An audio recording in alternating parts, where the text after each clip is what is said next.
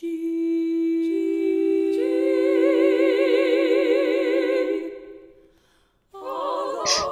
everyone and welcome back. Before we can begin our conversation about the Earth, we need to first start from the ground up. The Earth is made up of varying combinations of the elements. For example, some common elements that we will be focusing on are hydrogen, carbon, oxygen, magnesium, silicon, and iron. These elements and others combine in a number of different ways to form minerals, which are naturally occurring and have a specific chemical composition. We will be discussing minerals and rocks in more detail later on, but I just wanted to give you a brief overview. One such naturally occurring mineral that we are all familiar with is halite, which is the mineral name for the substance that we all know as salt. In the following figure, I show the lattice structure, which is a three-dimensional structure and shows the arrangement of atoms in a crystalline material. In the case of halite, the crystalline structure is composed of sodium and chlorine atoms that are bonded through an ionic bond. In this structure, each atom is 90 degrees from one another. You must be wondering if every salt crystal in your salt shaker has this structure. Why, yes, it does. I won't be able to go over in detail of the thousands of different minerals, but I will mention quite a few. Let's take, for example, the rock granite. Have you ever looked at it at a piece of granite and it's speckled with an array of different colors? Maybe it's dark in some regions or lighter in others? Well, this is the result of different minerals that are present. This actually brings up an important note, which is how do you differentiate between a rock and a mineral? Well, a mineral is a pure substance that has a specific composition and structure such as halite, quartz, feldspar, to name a few. Whereas a rock is a solid that is an aggregate of one or more minerals. Examples of rocks are granite, sandstone, and basalt.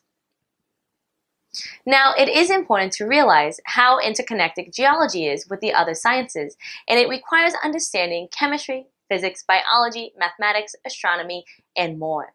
In a lot of cases, geologists are analyzing data from thousands to billions of years ago. Now, you must be thinking, wow, why are we studying samples or events that happened so long ago? Well, I'm glad you asked.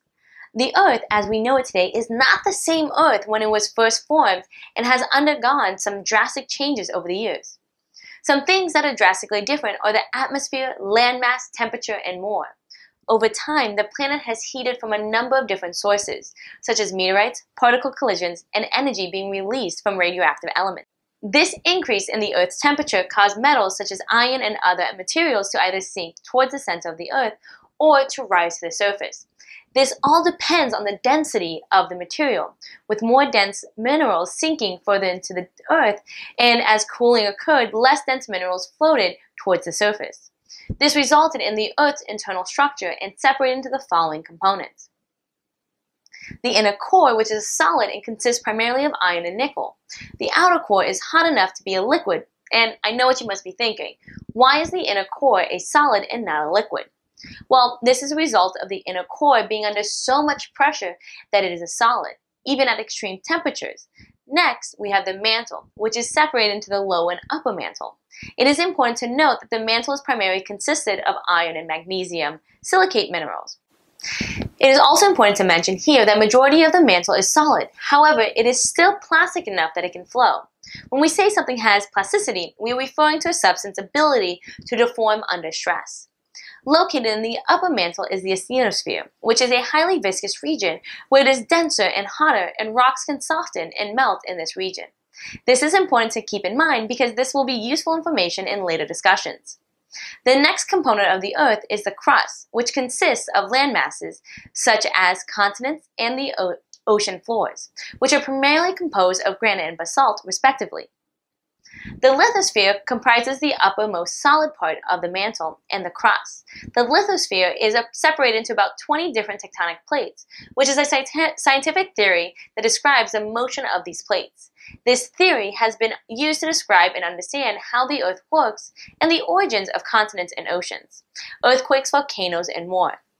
The following map displays the Earth's tectonic plates and the direction of the plates' motions. As we continue to delve further into the content of this course, I just want to remind you that there is so much history around you and beneath your very own feet. I'm excited to take you on this journey over the series of these videos. Thank you for joining me and rock on! 1, 2, 3.